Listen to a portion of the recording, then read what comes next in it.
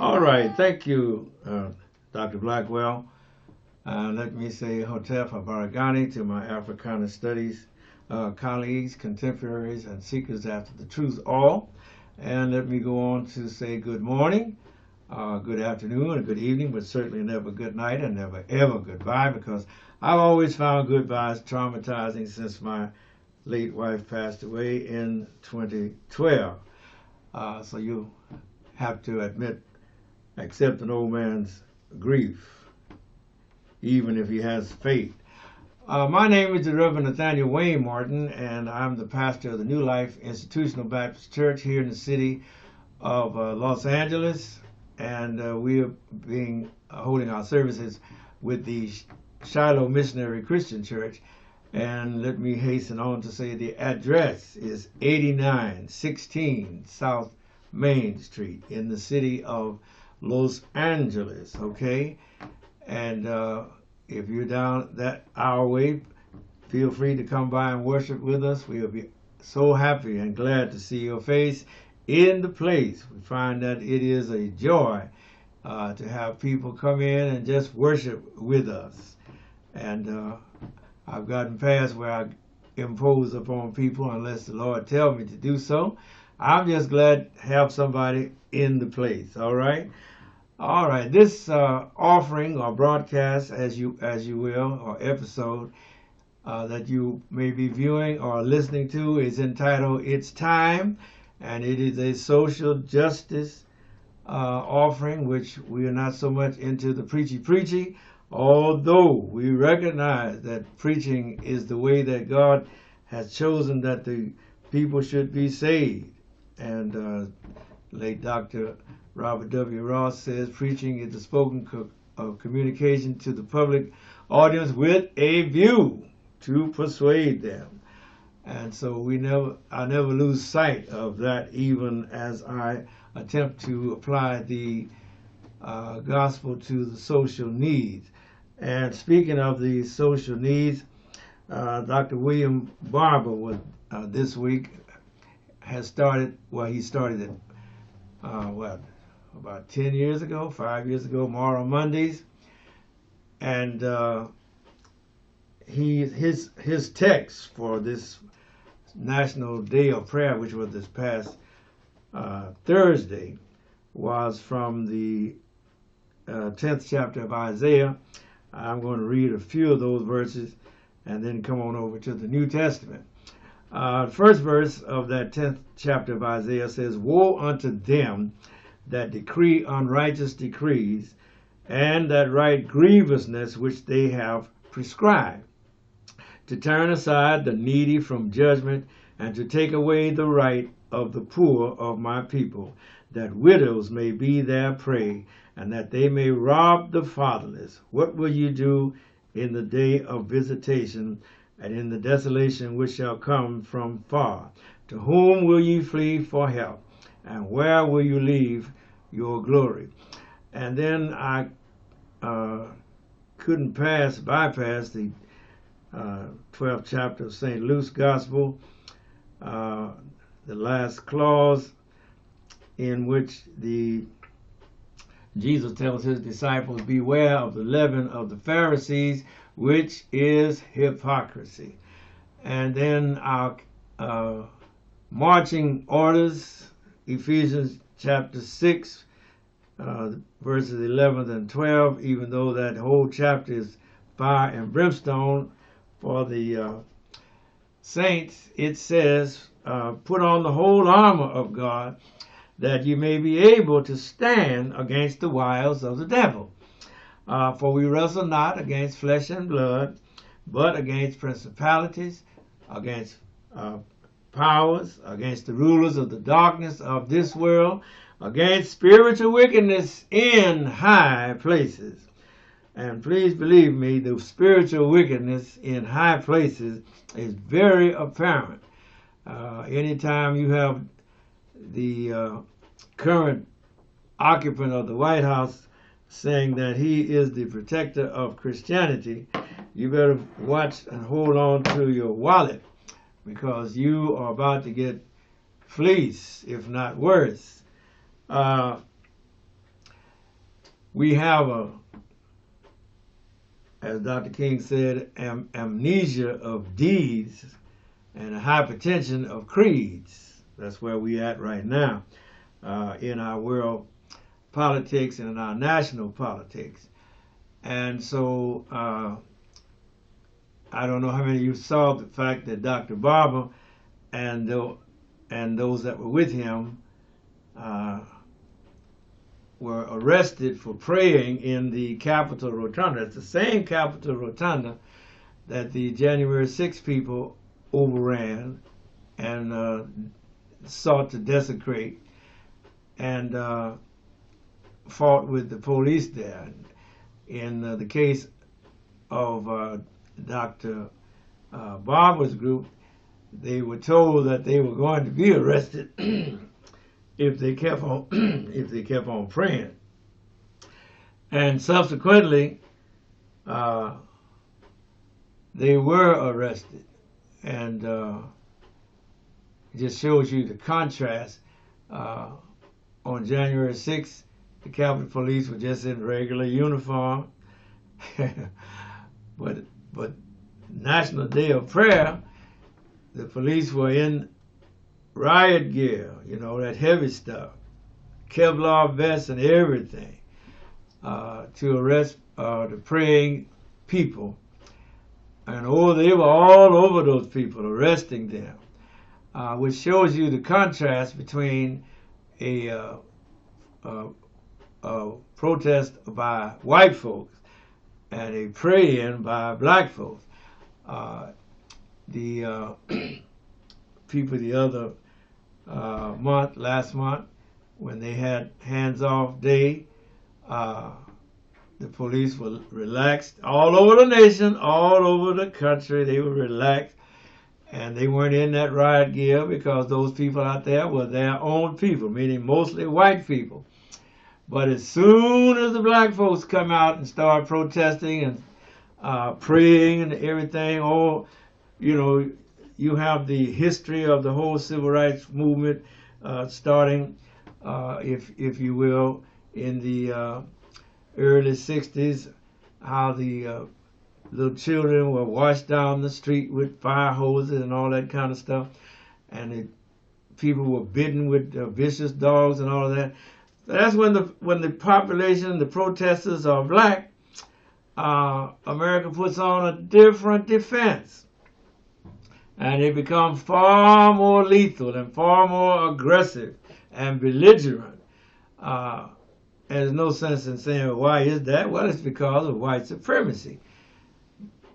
White supremacy. Don't say racism, just call it what it is. White supremacy. This country rather, was formed, a more perfect union for white supremacy. It was not for black people or Negroes or colored or slaves as we were at that time that the Constitution was ratified. As a matter of fact, most of the signers of that Constitution or the Declaration of Independence were slaveholders, including George Washington and Thomas Jefferson, and a bunch of the rest of those presidents were slaveholders.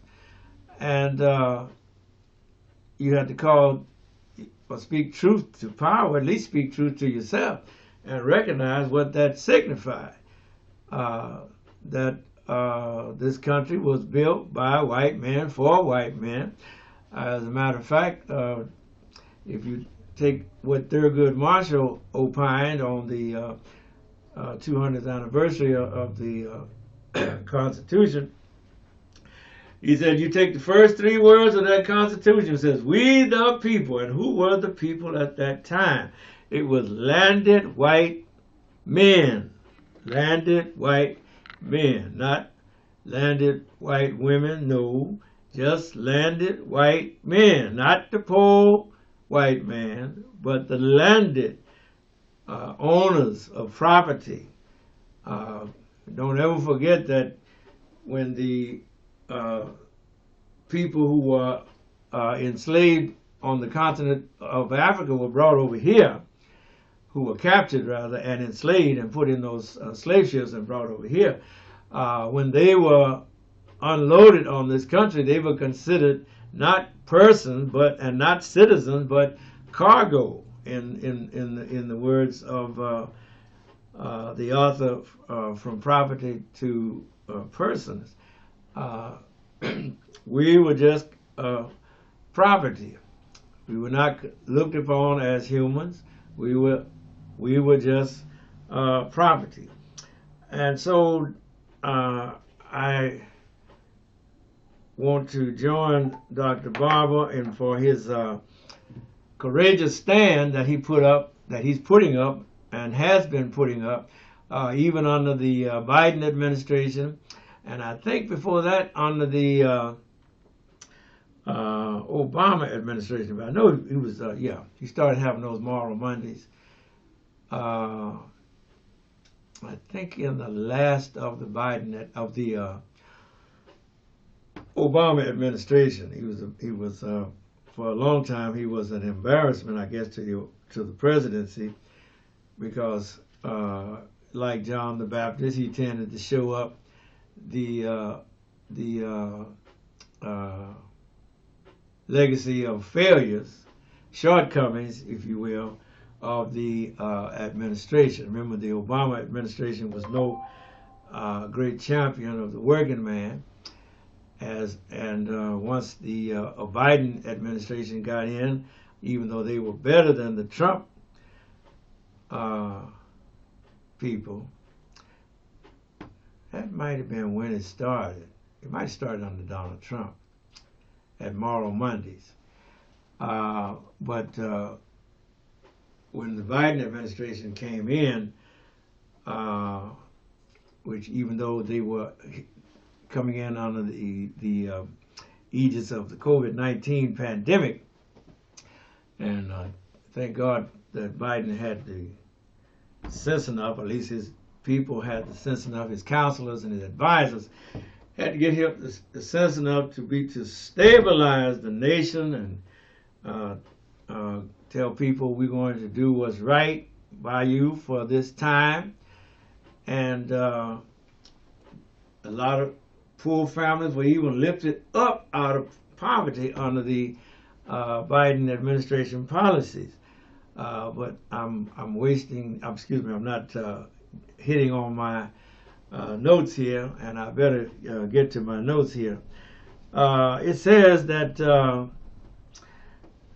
Dr. Barber and the repairers of the breach were protesting the cuts, the Medicaid cuts, $880 billion in proposed cuts that will gut the largest source of health care for people with disabilities, seniors, and struggling families. I missed my point. I was going to say that Joe Biden, by having a child tax credit imposed during his administration during the days of COVID, it lifted a lot of poor people out of poverty, because with children they were stuck in poverty. And if you're making $14,000 or $15,000 a year, please believe me, you are in poverty. And as Dr. Barber said, poverty is the fourth leading cause of death in the USA, ahead of homicide. Isn't that terrible? And as I was saying, under Joe Biden during the COVID thing,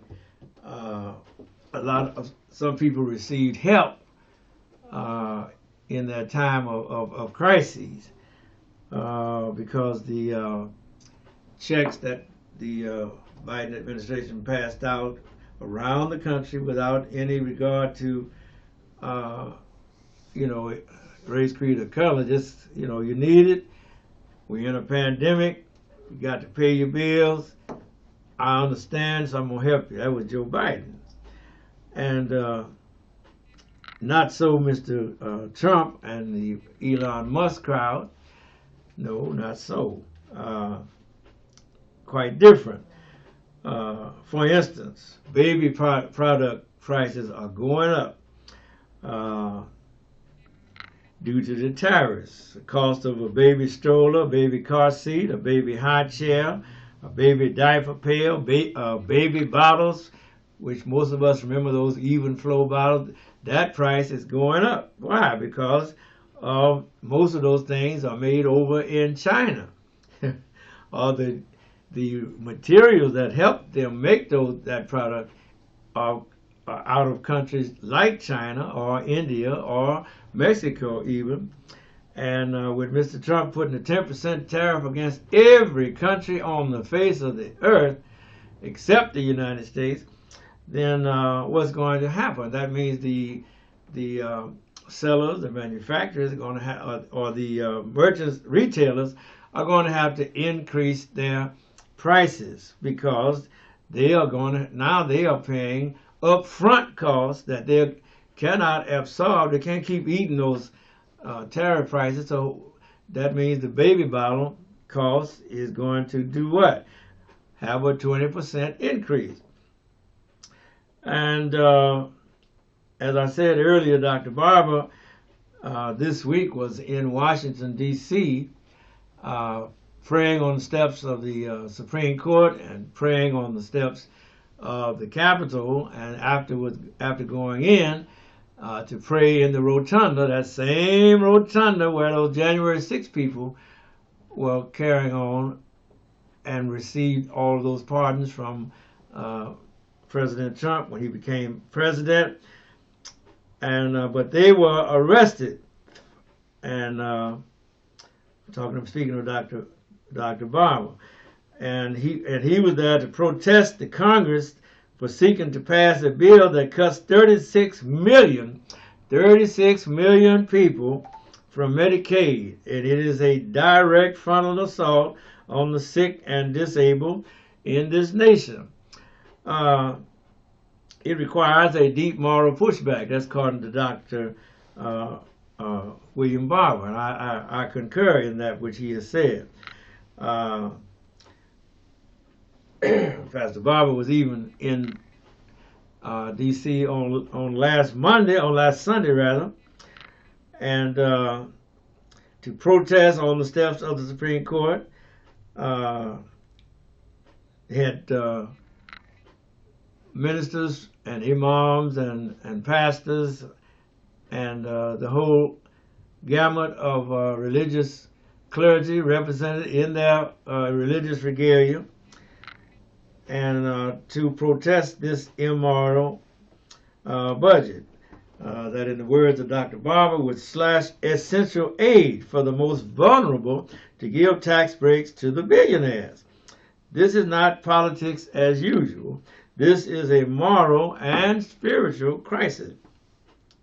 And as I said, as they were praying in the rotunda for Congress not to pass this horrendous bill, which they did go ahead and pass, mind you, the Capitol Police arrested Pastor Barber, or Reverend Barber,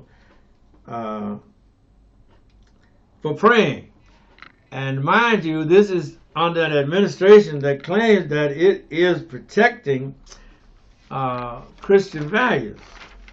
Lord help us. Huh? Not just that they arrested Pastor Barber, but that they passed a draconian bill that does the very opposite of what the Bible or Christ said. You know, I was hungry and you fed me, I was naked and you clothed me, I was outdoors and you took me in. That's not what they're doing. They're passing a budget, and as it was brought to my attention by Tabitha Smiley this week, that even Dr. King said a budget is a moral document, because as Jesus said, where your heart is, there will where your treasure is, there will your heart be also. And so whereas the heart of the United States, their treasure is with the what? With the billionaires, not with the poor. We the people, of the people, by the people. They don't act as though they care any much about democracy anymore.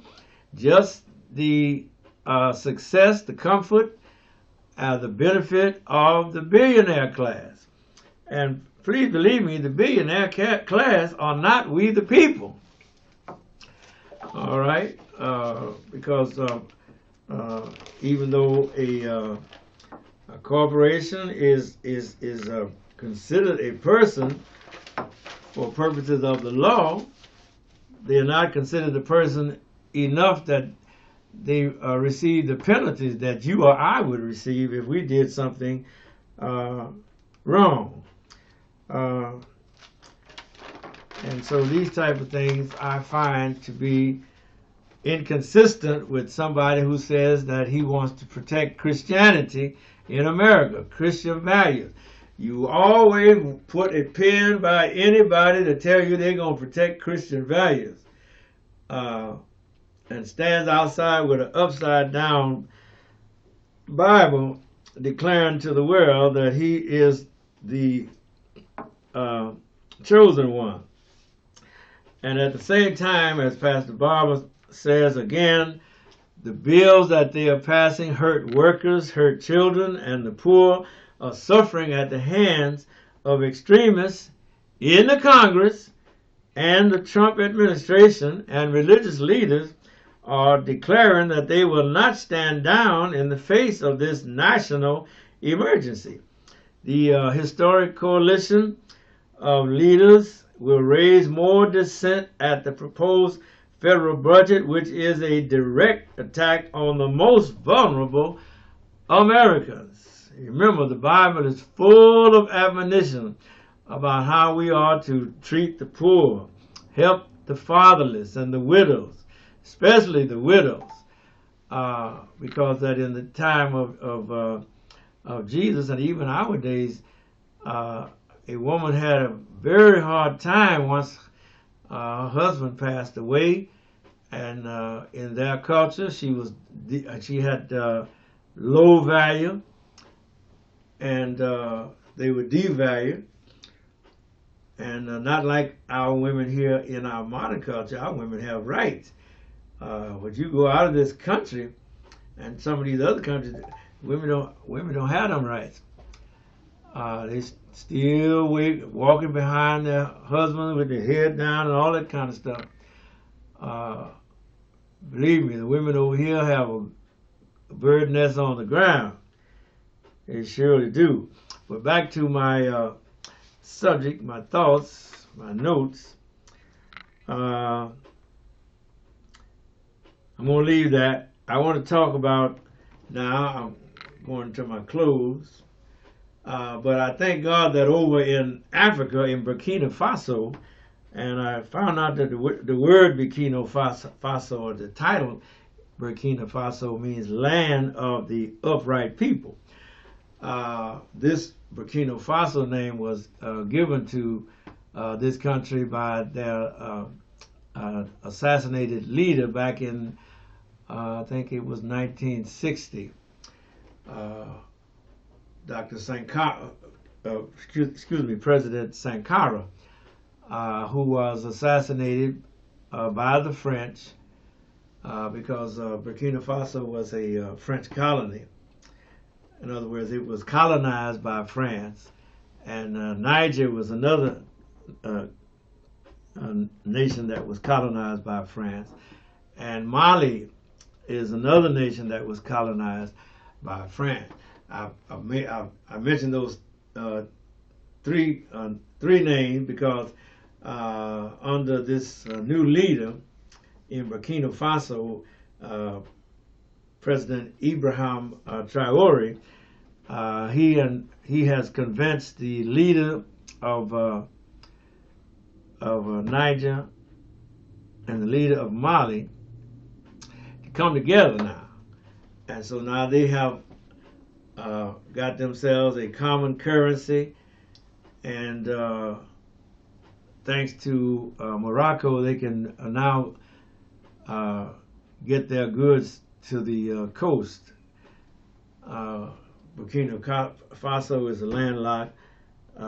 Niger is landlocked. Mali is landlocked. That means they don't have any openings around to get to the ocean, and like that.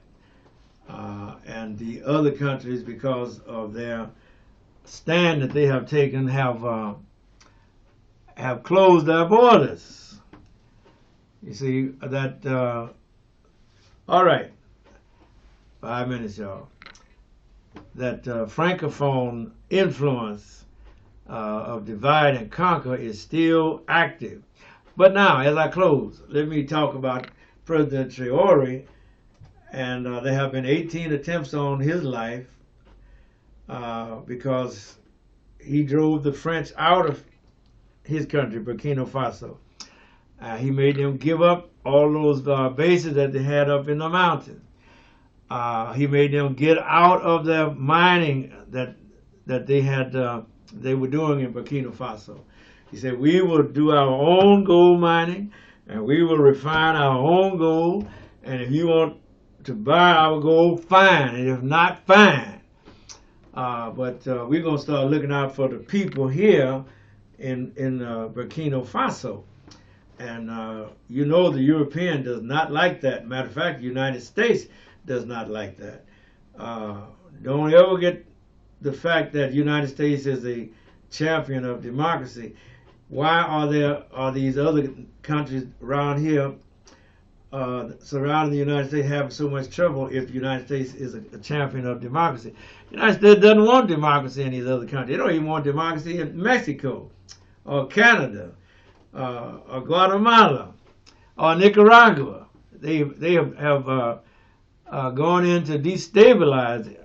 It was actually a program under the Dulles brothers who started the CIA. That's how a lot of the unrest in the world in these other countries is coming from, because the United States foments unrest and sets up puppet governments and creates coup d'etats to put people in power that are amenable to the United States of America. Case in point, France has sought to control Captain Ibrahim Traoré so that French interests would be protected. No, but he was a captain in the army until he became interim president. Says, no, I'm going to look out for my people. Well, now, a francophone, a Europhone, and a American, that's the worst thing you could say, is you want to look out for your people. Because that means you're not looking out for the interests of France or Germany or Britain or the United States of America. And so that puts you on a collision course to be assassinated. And don't say they haven't done it. The history of that part of Africa, whether it's Patrice Lumumba or whether it was Muammar Gaddafi, the history of that part of the world is that the leaders get assassinated. As I said when I started this, 18 times, probably 20 times by this broadcast, they have attempted to assassinate President Ibrahim Traoré. And so we need to pray for him that he will survive, because we know there are going to be others. There were 600 attempts to assassinate Fidel Castro. So, like I said, if you were in Africa, you can look out. The white man's going to try to assassinate you or kill you, because he doesn't want you looking out for your people. All right, I'm out of here. As I said, if you're working on a job and they don't want to pay you, take my advice. Don't mess around. Don't look back. If they don't want to pay you, baby, don't work for them. We out of here, Doc. Love you.